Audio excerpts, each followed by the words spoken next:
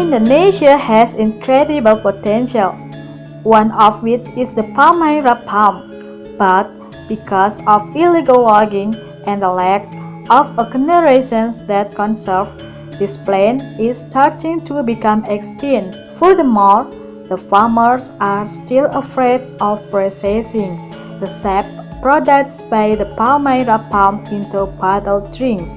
There are many reasons, among others the questionable sterile value, the less durable expiration period, and the unfavorable image circulating in society, namely becoming an intoxicating drink, whereas farmers are actually capable of processing packaged sap water in a sterile manner and have received official permissions from the government to circulate.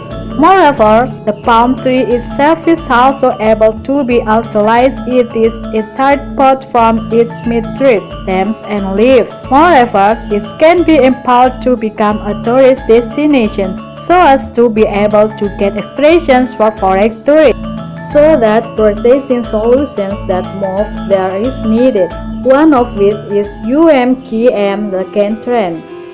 Therefore, the exciting potential can provide benefit from farmers, nature, and the surrounding humanity, so that doing business while preserving nature can be carried out.